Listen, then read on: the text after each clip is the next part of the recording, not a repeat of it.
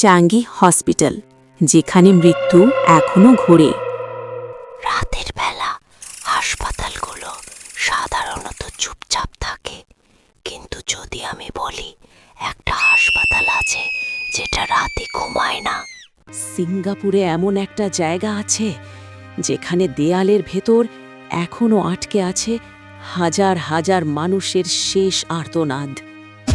এর নাম ওল্ড চাঙ্গি হাসপাতাল। 1935 সাল এই হাসপাতাল বানানো হয়েছিল মানুষকে বাঁচানোর জন্য, কিন্তু যুদ্ধ এলেই সব কিছু উল্টে যায়। 1942 সালে জাপানি সেনারা সিঙ্গাপুর দখল করে, আর সেই দিন থেকেই ওল্ড চাঙ্গি আর হাসপাতাল থাকেনি। এটা হয়ে ওঠে একটা জীবন্ত নরক। যেখানে একসময় ডাক্তারের হাত ছিল, সেখানে ঢুকে পড়ে হাতকড়ি।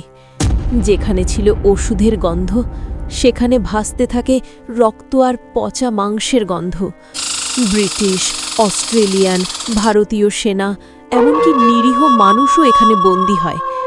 আর এই নরক চালাতো জাপানের কুখ্যাত বাহিনী কেম্পেই তাই। একজন বন্দী পরে বলেছিল, ওরা কাঠের একটা চিকন টুকরো আমার কানের ভেতর ঢুকিয়ে দিল, তারপর হাতুড়ি দিয়ে ঠুকতে শুরু করলো। শেষ যেটা মনে আছে, একটা তীব্র চিৎকার, যেটা আমার ভেতর থেকেই বেরিয়েছিল। যাদের ওরা মারত তাদের লাশও শান্তি পেত না। হাসপাতালের বাইরে লোহার খুঁটির ওপর ঝুলিয়ে রাখা হতো কাটা হাত, যেন বেঁচে থাকা বন্দীরা প্রতিদিন দেখে বোঝে পরেরটা কার।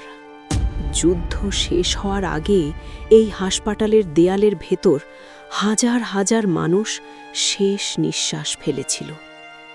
পরে জাপান হারলে এই একই জায়গায় জাপানি সৈনিকদেরও মৃত্যুদণ্ড দেওয়া হয়। মৃত্যুর ওপর মৃত্যু। 1975 সালে হাসপাতাল আবার খোলা হয়, কিন্তু